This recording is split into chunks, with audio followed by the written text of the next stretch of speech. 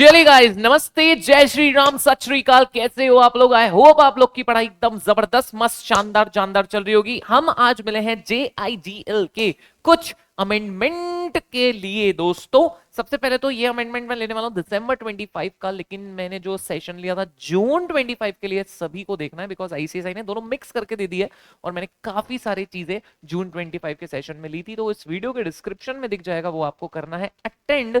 बाकी का सब मैं आपको करवाते हुए चलूंगा, जो भी अमेंडमेंट होंगे, और बोलेंगे हम भारत माता की जय, इंकलाब जिंदाबाद, जय हिंद, जय भारत। कैसे हो आप? ये जो मैंने जून में करा दिया वो वाले नहीं लूंगा, ठीक है? जो मैंने नहीं कराए थे जून में वही वाले हम लोग करेंगे दोस्तों, मेरे यारों, मेरे बच्चों, मेरे प्यारों। तो आज जाइए सभी लोग मेरे यारों न्यारों। आई होप पढ़ाई जबरदस्त चल रही है, शानदार चल रही है, जानदार चल रही है ना? And you guys are studying well. और अगर किसी कारणवश पढ़ाई में थोड़ी रोक है, टोक है, तो ट्रैक पे लाओ, बिकॉज ये लास्ट के डेज बहुत इंपॉर्टेंट होते हैं, बहुत क्रूशल होते हैं। इन्हीं लास्ट के डेज में अच्छी मेहनत करके मैंने बहुत सारे बच्चों को देखा है जिन्होंने एकदम बेस्ट रिजल्ट आया हुआ है। तो जरूर से अच्छी पढ़ाई करें आप लोग। तो मैं सिर्फ वही वाले अमेंडमेंट कराने वाला हूँ जो एडिशन वाले हैं, आई मीन टू से जो दिसंबर 25 के लिए कुछ केस स्टडीज ऐड हुई है। अमेंडमेंट कुछ नहीं है, सच केस स्टडीज ही है। तो जो ऐड हुई है तो वही वाले हमको करने हैं और बोलना है भारत माता की जय, इंकलाब जिंदाबाद, जय हिंद, जय भारत, सीता सीता राम बोलो, राधे राधे श्याम बोलो, जय श्री राम बोलो, जय श्री राम बोलो। और हम लोग कर रहे हैं हमारी पढ़ाई शुरू। चलिए, yes, here we go and here we go and here we go. Limitation act का पहला क्वेश्चन है। लिमिटेशन एक्ट में कुछ केस स्टडी ऐड हुई थी, जैसे कि ये वाली पहली केस स्टडी है उसकी, निखिल्या दिव्यांग मेहता वर्सेस हितेश पी सांघवी। पहली केस स्टडी ये है दोस्त, एंड यहीं से हमें जो है वो शुरुआत करना है। अब इसमें हुआ क्या, ये वाला जो केस था इसमें एक वसीयत बनी, फिर वसीयत चेंज की गई, यानी कोडिसिल बनी 1 तारीख पे, फिर वसीयत के बारे में पता चला 1 तारीख पे। क्वेश्चन ये था 3 साल कब से लेंगे, और उससे रिगार्डिंग ये पूरा केस स्टडी है जिसको हम अभी देखेंगे। माए बच्चों, प्यारो बच्चों, राज दुलारो न्यारो बच्चों, बच्चों बच्चों बच्चों, प्यारे प्यारे बच्चों, राज दुलारे दुलारे बच्चों। हाँ जी, बस 1 सेकंड देना मुझे। जीने का मतलब ताना और जाना है। ऐसे गाने मत सुनना, अभी तुम डिमोटिवेट हो जाओगे, अच्छी पढ़ाई करना। 1 मिनट की स्टडी निकाल लेते हैं इधर। हाँ जी, चलिए। So we have the case Nikhila Divyang Mehta versus Hitesh P Sanghvi का ये केस है दोस्तों। हुआ क्या था केस में, मैं आपको पूरा विस्तार से बताता हूं, विस्तार से, एकदम विस्तार से, तो आपको पढ़ने में, समझने में एकदम अच्छे से समझ में आ जाएगा। एग्जाम में अगर की स्टडी आती है तो आपको बनेगी, that is for sure my dear friends. हुआ कुछ यूं, ठीक है, हुआ कुछ यूं। इसको इधर ले लूं क्या? सिर्फ 1 मिनट लगेगा, इसमें ले लूं क्या? 1 मिनट लगेगा क्या? लिखने को आसानी रहती है इधर ले लिए तो, फिर हमारा सिर्फ काम रहेगा पढ़ाई का, जो हम कर रहे हैं अब शुरू। चलिए चलिए चलिए चलिए, हाँ जी, here we go. So case था, जैसे कि मैंने आपको बताया ये वाला। बाकी के जो अमेंडमेंट है वो जून 25 में कराए थे। हाँ, दिव्यांग निखिला दिव्यांग मेहता वर्सेस हितेश पी सांघवी। इसमें हुआ क्या केस में, मैं आपको बताता हूँ दोस्तों। वसीयत रजिस्टर हुई 4/2/2014 को, वसीयत रजिस्टर हुई। कोडिसिल यानी वसीयत में कुछ चेंजेस किए गए 20 सितंबर 2014 में। फादर जी की डेथ हुई 21 मतलब जिसने वसीयत बनाई थी 21 अक्टूबर 2014 में डेथ हो गई। वसीयत के बारे में पता चला फर्स्ट वीक ऑफ नवंबर में। कॉज ऑफ एक्शन अराइज हुआ फर्स्ट वीक ऑफ नवंबर में, ठीक है। केस फाइल किया 21 नवंबर 2017 को। पता चल गया था फर्स्ट वीक ऑफ नवंबर 2014, यानी वहां से 3 साल मिलने चाहिए। First week of November 2015, first week of November 2016, first week of November 2017।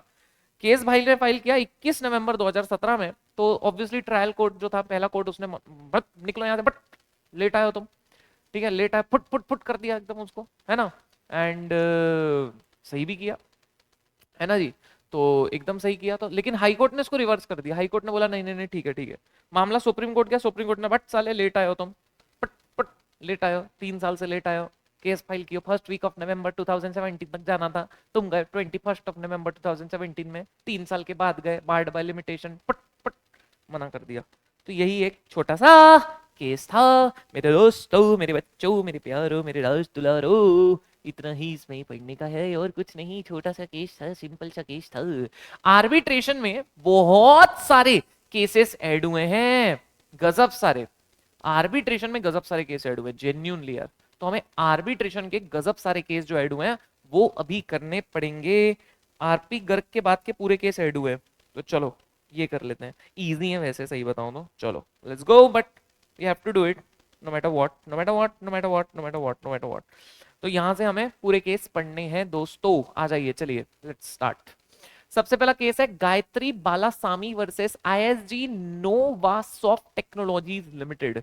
क्या है ये केस, क्या हुआ इसमें, let's check this out my dearest cutest friends. समझते हैं हुआ क्या। ठीक है, तो केस था Gayatri Balasamy versus ISG Novasoft technologies limited, supreme court. इसमें बेसिकली बात ये थी कि सेक्शन 34 जो है उसमें जो कोर्ट का पावर है कि क्या आर्बिट्रल अवार्ड को चेंज कर सकते हैं, सेट असाइड तो कर सकते हैं, हमें पता है arbitral award court set aside कर सकता है। क्वेश्चन ये था क्या वो चेंज कर सकते हैं, मॉडिफाई कर सकते हैं आर्बिट्रल अवार्ड को। ठीक है, तो बोला क्या, देखो यार कर सकते हैं, टाइपोग्राफिकल एरर है, क्लेरिकल एरर है, छोटी मोटी मिस्टेक कर सकते हैं, एकदम रिव्यू नहीं ले सकते। ऐसा नहीं कि भाई उसका मामला रिव्यू ले लिया या अपील ले ली उसकी, वो नहीं कर सकते। मतलब किसी आर्बिट्रेटर ने अवार्ड दिया है, ठीक है, सेट असाइड करने का जो पावर है वो है, ठीक है, तुम उसका क्लेरिकल एरर ठीक करो, तुम उसका ये छोटा मोटा 1 लाख की जगह 1 लाख लिख दिया वो सब ठीक कर दो, तुम उसका भाई छोटा मोटा कुछ नो समझ रहे हो, टाइपोग्राफिकल क्लेरिकल एरर है वो ठीक करो ना, ठीक है ना। तुम भाई अपील ही ले लो तो आर्बिट्रेशन का मतलब ही क्या निकलेगा, फिर रिव्यू ले लो तो आर्बिट्रेशन का मतलब ही क्या निकलेगा। तो यही तो बात थी ना, यही इसमें मुद्दा था कि क्या मॉडिफाई कर सकते हैं आर्बिट्रल अवार्ड, है ना, कि सिर्फ सेट असाइड ही करना अलाउड है जो है। तो बोला गया कि हाँ भाई पावर तो है लेकिन लिमिटेड पावर है, वही बोला गया लिमिटेड पावर है मॉडिफाई करने का। बोला डॉक्ट्रिन ऑफ सेवरेबिलिटी का रूल लगाओ, जो चीज गलत हुई है उसको ठीक कर दो बस, बाकी का वैसा रहने दो, है ना। मतलब ज्यादा डिस्टर्ब मत करो वैलिड पार्ट को, है ना। आपको मॉडिफाई करने का पावर है, मतलब अपील का नहीं है, आप अपील नहीं कर सकते, आप एविडेंस को री अप्रिशिएट नहीं कर सकते, आप वापस से पूरा वर्ड रीराइट नहीं कर सकते, है ना, रीअसेस नहीं कर सकते। तो यही जो है वो इसमें पावर दिया गया दोस्तों, और कुछ भी नहीं। एंड बोला गया कि आप सिर्फ कंप्यूटर एरर है, क्लरिकल एरर है, टाइपोग्राफिकल एरर है, वो ठीक करो ना, बिल्कुल बिल्कुल ठीक करो, लेकिन हाँ आपको फैक्ट फाइंडिंग में जाना नहीं है, मेरिट्स पे जाना नहीं है, कौन सही है कौन गलत है उस पर नहीं जाना है, उस पर आपको बिल्कुल भी जाने की जरूरत नहीं है। And that is the simple point. So conclusion में ये है कि मॉडिफाई कर सकता है court arbitral award, yes, limited non appeal way में कर सकता है ना। सीवियर इलीगल पार्ट्स को, क्लेरिकल एरर्स को करेक्ट करना है, बिल्कुल कर सकते हैं, जस्टिस के लिए जो जरूरी है बिल्कुल कर सकते हैं, no doubt about it. Case था Gayatri Balasamy versus ISG Novasoft technologies limited. तो ये था केस हमारा प्यारा प्यारा प्यारा प्यारा। तो इसमें यही बोला गया था कि कर सकते हैं, रीराइट नहीं, मतलब देखो क्या बोला गया था, फैक्ट फाइंडिंग पे मत जाओ, बाकी आप modification doctrine of severability apply करो, सिर्फ वो वाला पार्ट हटा दो जो गलत है, और बाकी आप क्लेरिकल टाइपोग्राफिकल ये वाले जो एरर है ठीक कर सकते हो। इसमें यही पढ़ लेना और इतना याद रख लेना, जाने जाना 1 महीने से कम बचा है आपके एग्जाम को। आई नो आप लोग बहुत अच्छा पढ़ रहे हो और बहुत अच्छी पढ़ाई आपकी चल रही है ना, मुझे आप पे पूरा भरोसा है, आप बहुत अच्छा करोगे, है ना जी, और बहुत बहुत बहुत अच्छे नंबर लाओगे, इस बात की हमें बहुत आपसे आशा है। और आपकी अच्छी पढ़ाई करें भगवान, आप पास हो जाएं, यही हमारी भगवान जी से प्रेयर भी है। चलो नेक्स्ट केस है अदब अदब अदब्य अदब्य projects private limited versus Vishal structurals private limited. अब इसमें मुद्दा क्या था, मुद्दा ये था कि क्या आर्बिट्रेशन की नोटिस मैंडेटरी है, हाँ समझे क्या चाचा, ओ चाचा, आर्बिट्रेशन की नोटिस क्या मैंडेटरी है क्या। तो इस पे विवाद हो गया, Adavya projects private limited versus Vishal structurals private limited. And बोला गया कि क्या जो नोटिस होती है ना आर्बिट्रेशन की वो मैंडेटरी है, ठीक है, क्या किसी को नोटिस नहीं मिली फिर भी वो ऐड हो सकता है इसमें आर्बिट्रेशन में, ये मुद्दा था पूरा। ठीक है, सो ये मुद्दा था, है ना जी। सो इसी के ऊपर ये पूरा चर्चा है, उसी के ऊपर ये पूरा विवाद था, इसी के ऊपर ये पूरी बात थी। सो बोला गया कि देखो, मैं आपको मेन बताता हूँ इसमें वो क्या बोला गया। मेन बोला गया कि देखो जो सेक्शन 21 की नोटिस है वो मैंडेटरी है, लेकिन अगर किसी को नोटिस नहीं मिली इसका ये मतलब नहीं वो ऐड नहीं हो सकता, वो बिल्कुल भी ऐड हो सकता है आर्बिट्रेशन में, अगर वो आर्बिट्रेशन अग्रीमेंट का पार्ट है, अगर वो आर्बिट्रेशन अग्रीमेंट का पार्ट है वो ऐड हो सकते हैं। ठीक है, मतलब अगर आपने इसमें हुआ क्या था, रिस्पोंडेंट ने साइन किया था आर्बिट्रेशन अग्रीमेंट, तो उनको इंक्लूड किया गया बाद में। तो मुद्दा यही था कि कोई पार्टी अगर आर्बिट्रेशन अग्रीमेंट की पार्टी है तो क्या वो ऐड हो सकती है अगर उनको सेक्शन 21 में नोटिस नहीं मिली तो। ठीक है, तो अगर सेक्शन 21 में उनको नोटिस नहीं मिली तो फिर भी क्या वो ऐड हो सकती है as a party. This was the only विवाद, this was the only point, this was the only परेशानी, दिस वाज द ओनली दिक्कत। ठीक है, सो क्योंकि सेक्शन 21 बोलता ही है ना कि आर्बिट्रेशन प्रोसीडिंग शुरू कब होती है, जब दूसरी पार्टी को नोटिस मिलती है ना, उसी के रिगार्डिंग है वो। सो इसी के ऊपर पूरा ये चर्चा था। बोला गया notice invoking arbitration is mandatory but non service of notice on a person does not preclude his impediment in arbitral proceeding। वही बोला गया कि वैसे तो वो मैंडेटरी है सेक्शन 11 की नोटिस, जैसे कि मैंने भी आपको बताया। ठीक है, एंड ठीक है ना भाई, मैंडेटरी है, लेकिन बोला क्या गया, तो मेन जो जजमेंट आई वो यही आई कि नोटिस वैसे तो मैंडेटरी है ना जी, क्योंकि उससे आर्बिट्रेशन प्रोसीडिंग शुरू होता है, वो हम मानते हैं। लेकिन ये बोला गया कि देखो यार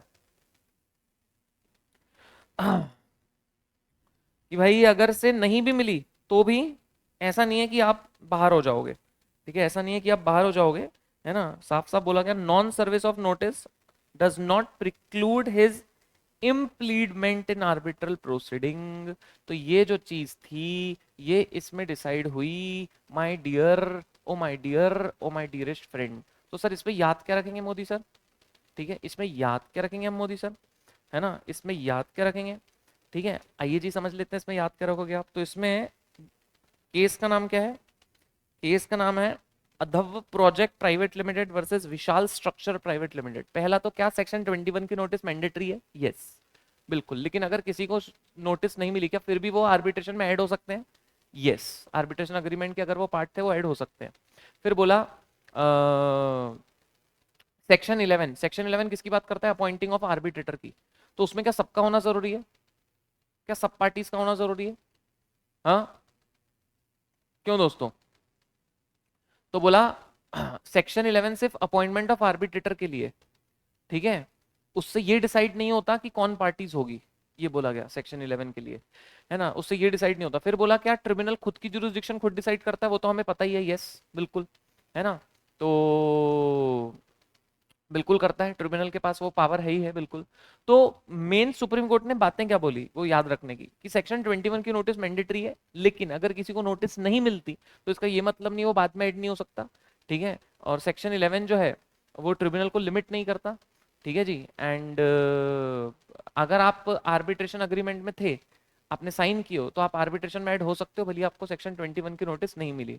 तो बस इतना मेन याद रखना, केस लॉ आया तो सेक्शन 21 की नोटिस किसी को नहीं मिली क्या फिर भी वो पार्टी ऐड हो सकती है अगर वो आर्बिट्रेशन अग्रीमेंट का पार्ट थे? आंसर इज यस, हो सकते हैं। ठीक है, हो सकते हैं। ठीक है, तो याद रखना मेरे बच्चों इतनी सी बात बस। ठीक है, बस इतनी सी बात याद रखना, है ना जी। सो ये आपको समझना है, याद रखना है एकदम अच्छे से। सर सेक्शन 11 क्या है? सेक्शन 11 क्या है? सेक्शन 11 है कि भाई अगर आप आर्बिट्रेटर अपॉइंटमेंट से रिलेटेड, कि अगर आपने अपॉइंट नहीं किया तो आप नहीं क्या आर्बिट्रल इंस्टीट्यूशन में जाते हो अपॉइंट करने के लिए। 21 तो मैंने आपको बताया वही है कि कब शुरू होता है आर्बिट्रेशन, तो दूसरी पार्टी को जब नोटिस मिलती है तो तब जो है आर्बिट्रेशन शुरू होता है, पता ना आपको। तो अपॉइंटमेंट ऑफ आर्बिट्रेटर से रिलेटेड है 11, और 21 जो है वो उससे रिलेटेड है। तो मेनली जो मैंने बताया वही याद रखना है आपको, आपका काम हो जाएगा। तो सिंपली अगर मैं बोलूँ तो इसमें ये वाले केस में क्या याद रखोगे आप, कि notice of section 21 is mandatory but it does not stop a person from being added later if he was a party to the agreement. If he didn't got notice, irrespective of the fact, he can be added in the arbitration if he was the party। ठीक है, सो ये आपको याद रखने का है मेरे दोस्त तो बच्चों प्यारो, है ना। सो रिस्पोंडेंट 2 और 3 थे इस केस में, उनके बीच में अग्रीमेंट था तो उनको ऐड किया गया, उनको ऐड किया गया। ठीक है जी, वेरी गुड जी, प्राउड ऑफ जी, औसम जी, मौसम जी, एक नंबर जी। ठीक है जी, इतना इसमें याद रख लेना जी, बस जी काम हो जाएगा जी। नेक्स्ट है RK Transport Company versus Bharat Aluminium. ठीक है, केस काय का था? तो भाई साहब केस काय का था? भाई साहब, भाई साहब, भाई साहब, केस का था भाई साहब, भाई साहब, भाई साहब, केस का था भाई साहब। आ जाओ भाई साहब, लेट्स गो भाई साहब, देख लेते हैं भाई साहब। केस था मेरे दोस्तों, मेरे यारों, मेरे बच्चों, मेरे प्यारों, दोस्तों, मेरे यारों, मेरे बच्चों, मेरे प्यारों, केस था RK Transport Company versus Bharat Aluminium Company Limited, Balco जिसको बोलते हैं, सुप्रीम कोर्ट। अभी अभी का केस है, 3 अप्रैल 2025 को आया ये। और छोटा सा केस था, इजी केस था सही बताऊं तो।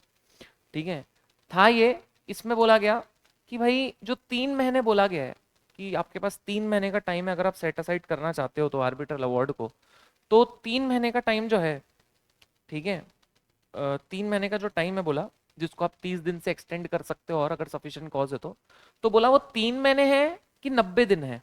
क्वेश्चन ये था कि वो 3 महीने है कि 90 दिन है। क्वेश्चन ये था वो 3 महीने है कि 90 दिन है। हाँ, बोला 3 महीने है कि 90 दिन है। 90 दिन गिने कि 3 महीने गिने, तो बोला वो 3 कैलेंडर मंथ्स हैं। बोला लेजिस्लेचर की इंटेंशन है उसको 3 महीने की, ना कि 90 दिन की। तो बेसिकली वहां पे लिमिटेशन को इस तरीके से बोला कि भाई वो 3 महीने गिनो आप, है ना। क्या बोला, 3 महीने गिनो उसको। क्या बोला भाई साहब, 3 महीने गिनो। लिमिटेशन पीरियड शुरू कब हो जाएगा, जैसे ही अवार्ड आया उसके नेक्स्ट डे से शुरू हो जाएगा लिमिटेशन पीरियड। तो वहां से 3 महीने गिरो। क्या गिनो वहां से, 3 महीने। जैसे कि इन्होंने कोर्ट ने एग्जांपल भी दिया कि अगर कोई अवार्ड 9 अप्रैल 2022 को आया है तो लिमिटेशन पीरियड शुरू हो जाएगा 10 अप्रैल 2022 से। तो वहां से 3 महीने प्रॉपर गिन लो। तो 3 महीने कितने हो गए आपके, 9, पूरा एक महीना खत्म होगा 9/5/2022, 9/6/2022, 9/7/2022, तो ये आपकी लास्ट डेट हो जाएगी। तो प्रॉपर 3 महीने गिनो। ठीक है, 9/7/2022 जो है वो आपका ये हो जाएगा।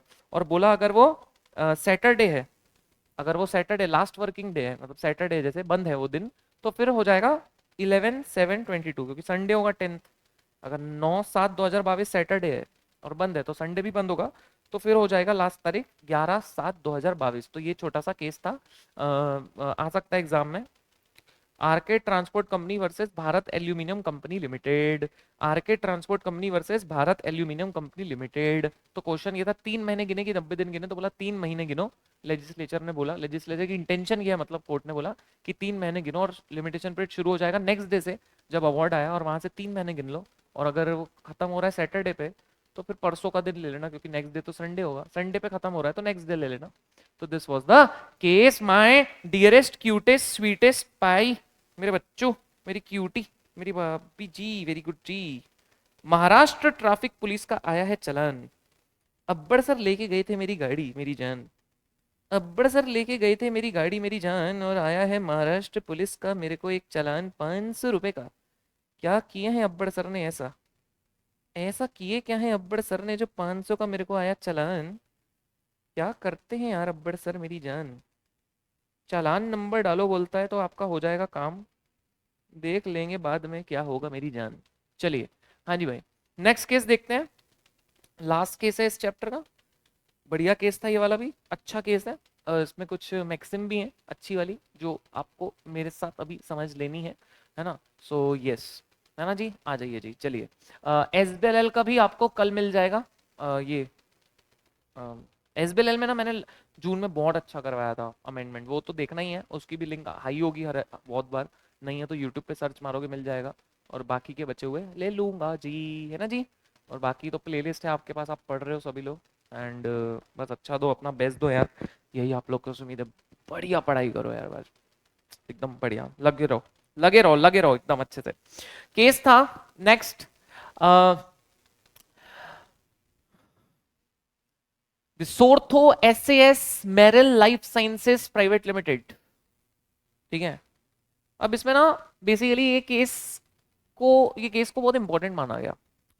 इसमें दो चीज बोली गई। पहला बोला गया कि ना एक ट्रिपल इंक्वायरी टेस्ट होता है, ये चेक करने के लिए कि कौन सा लॉ लगेगा आर्बिट्रेशन अग्रीमेंट में। ट्रिपल इंक्वायरी टेस्ट होता है।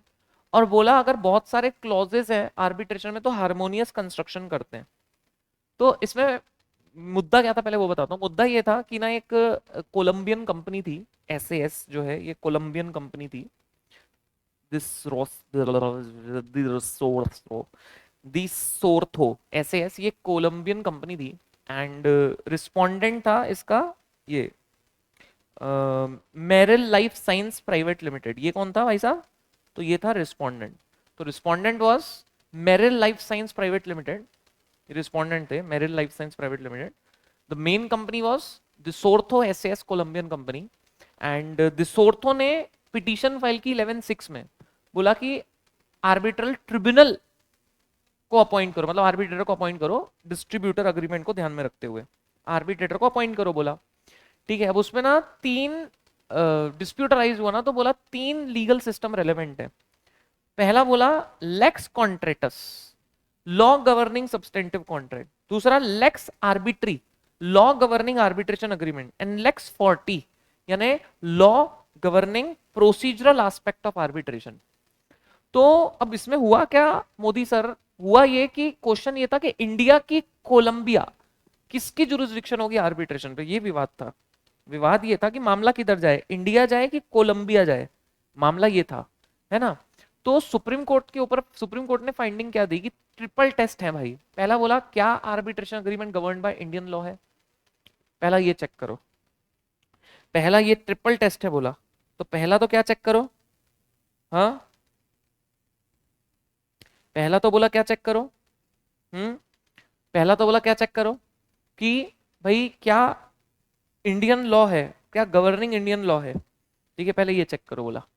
ठीक है ना। सो ये चेक करो। ठीक है, दूसरा बोला सुपरवाइजरी जुरिस्डिक्शन, मतलब वही इंडियन कोर्ट की है क्या।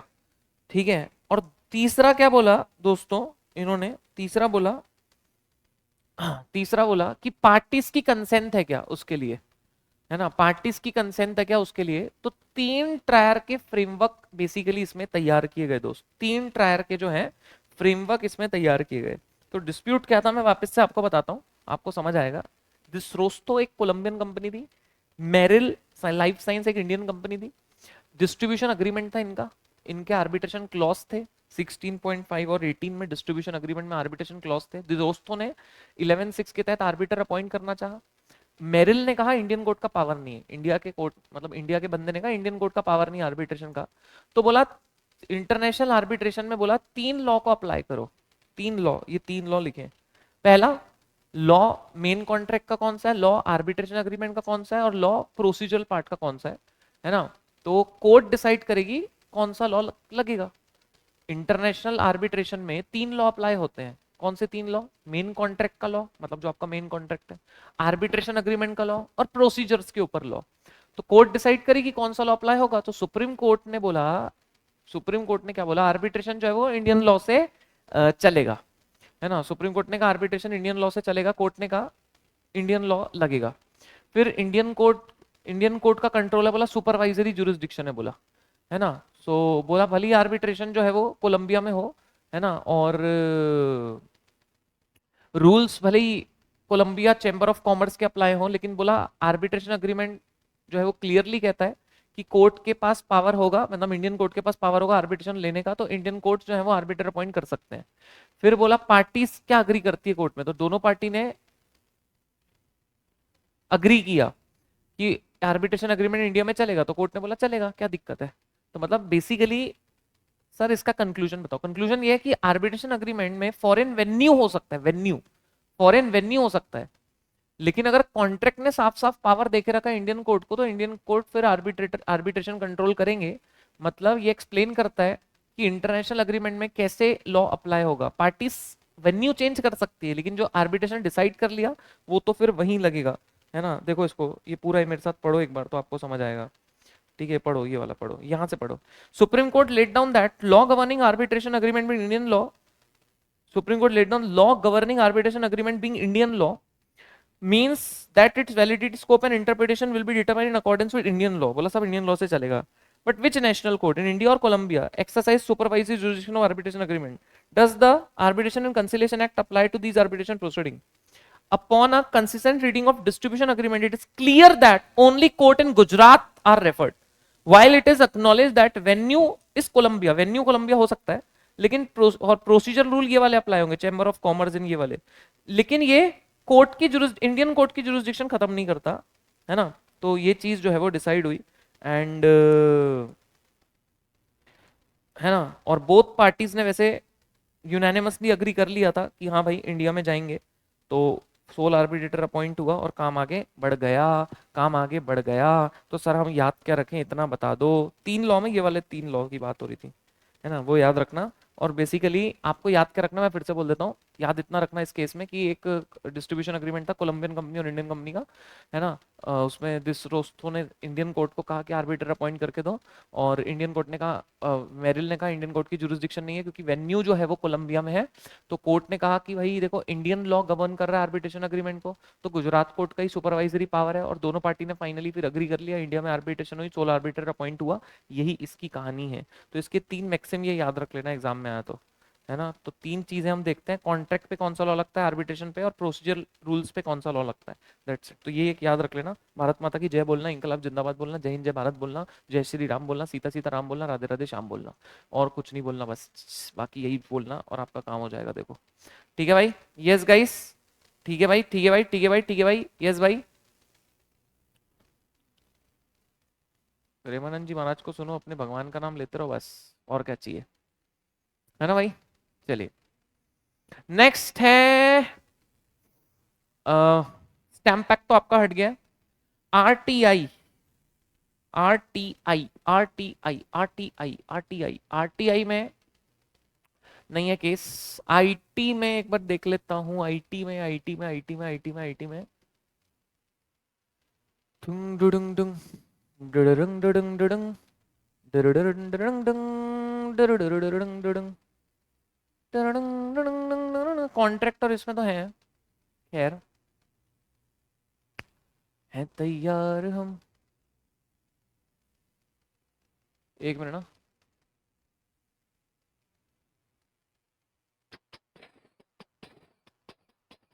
नहीं है वैसे इसमें भी, आईटेक में भी नहीं है, इसमें भी नहीं है, इसमें भी नहीं है, इसमें भी नहीं है, इसमें भी नहीं है।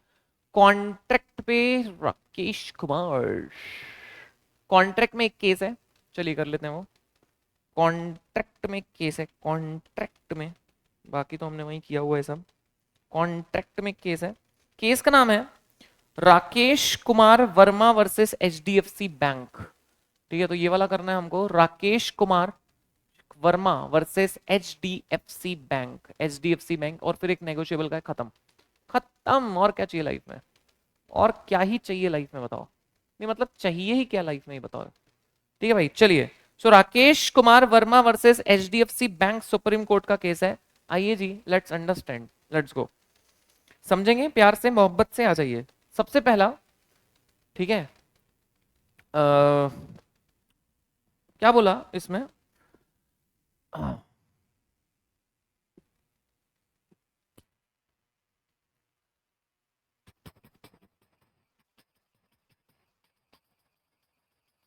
अच्छा केस है यार, बढ़िया केस है यार, बढ़िया, बढ़िया केस है, बढ़िया केस है यार।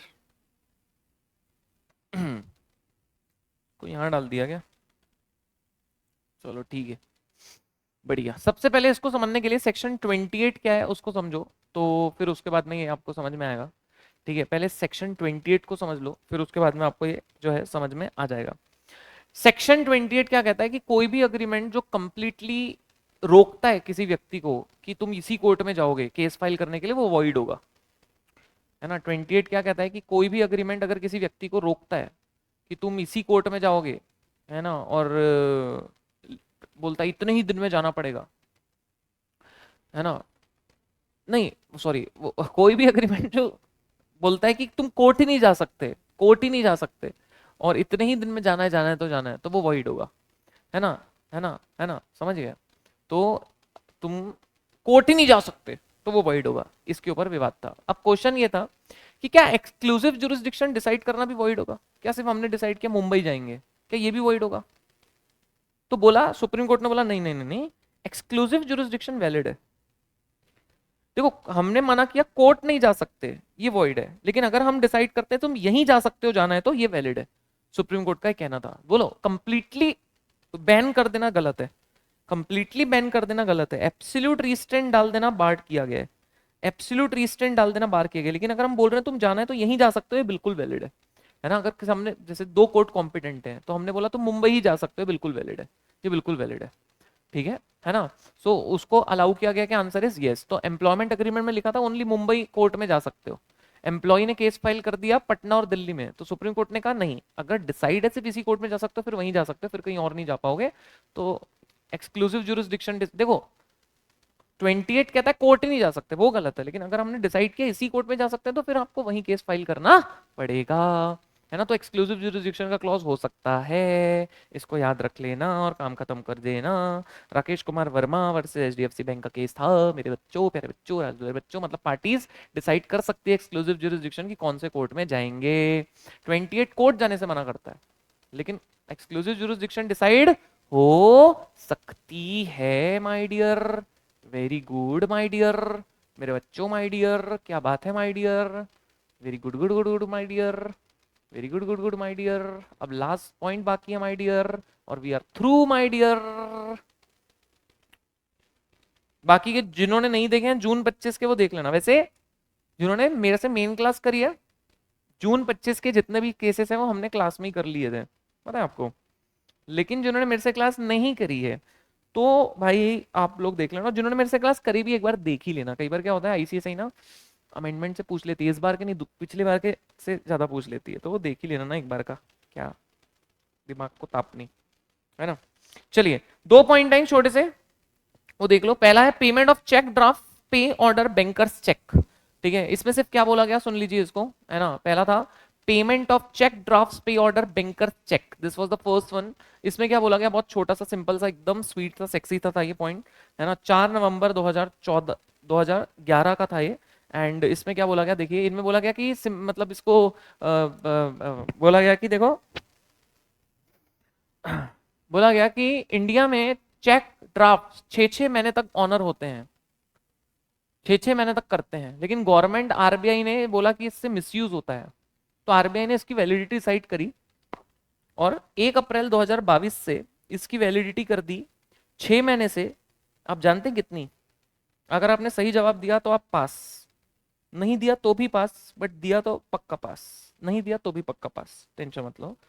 3 महीने कर दिया तो इसकी वैलिडिटी कितनी कर दिया, 3 महीने। तो 6 महीने से इसकी वैलिडिटी कर दिया 3 महीने। तो ये आपको याद रखना है, check draft pay order bank cheque, इनकी वैलिडिटी 1 अप्रैल 2012 से, सॉरी 1 अप्रैल 2012 से, 1 अप्रैल 2012 से इसकी वैलिडिटी कर दिया 3 मंथ्स। ये मैं आपको ऑलरेडी क्लास में बता चुका हूँ, ये आपको पता ही होगा, छोटी सी बात है। अच्छा एक लास्ट केस है बेटा और उसके बाद में डन है बेटा जी, बेटा जी, प्यारे बेटा जी। जो केसेस ऐड हुए थे थोड़े मैंने आपको एक्सप्लेन कर दिए, तो कंसेप्ट याद रखना। नाम देखो इतने सारे केस हैं, कोई ही तो बच्चे होंगे जिनको नाम पूरे केस के याद होंगे, तो अगर आप उसमें नहीं है तो कुछ नहीं होता, टेंशन मत लो, है ना। It was decided by high court, it was decided by supreme court that, इस एता भी लिख के आ जाना। कंसेप्ट पता होना चाहिए, केस का नाम याद नहीं आ रहा कोई बात नहीं, सारे केस याद हो मुश्किल है यार।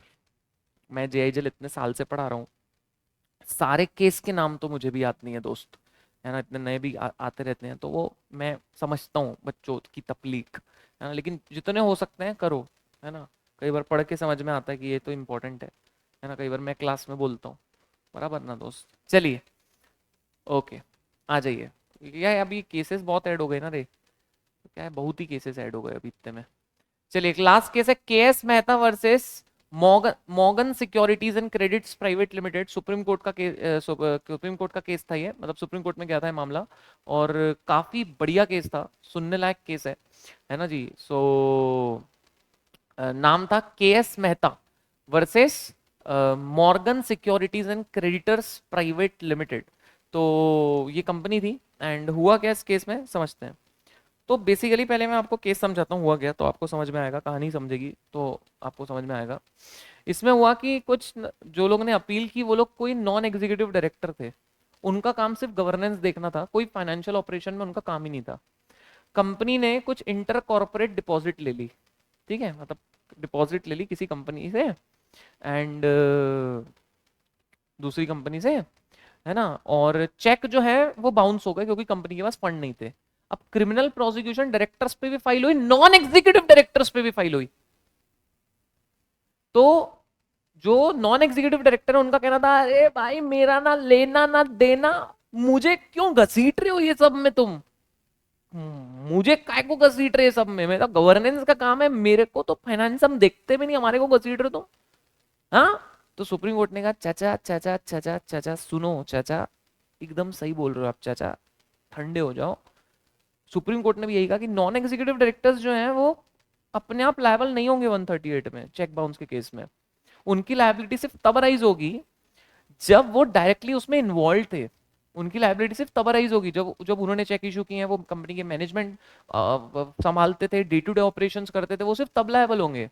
तो सुप्रीम कोर्ट ने यही कहा है कि भैया ना आपने चेक साइन किया ना इशू किया, आप नॉन एग्जीक्यूटिव डायरेक्टर थे, आपका सिर्फ फाइनेंशियल डिसीजन में ना कोई रोल नहीं था, तो आपकी लायबिलिटी नहीं है, माफ किया आपको। सुप्रीम कोर्ट ने कहा जाओ बेटा जाओ जी लो अपनी जिंदगी, तो आपको सेफ रखा। तो ये आ सकता है एग्जाम में case, KS Mehta versus Morgan Security, तो उनको सेफ रखा, नॉन एग्जीक्यूटिव डायरेक्टर जो है ना उनको सेफ रखा। उनको बोला टेंशन ना लो रे, टेंशन ना लो रे, तुमने साइन नहीं किया, तुम ध्यान नहीं दिया, तुम नॉन एग्जीक्यूटिव डायरेक्टर रे, तुम ऐश करो रे, तुम जाओ रे खेलो रे मुन्ना, ऐश करो रे मुन्ना।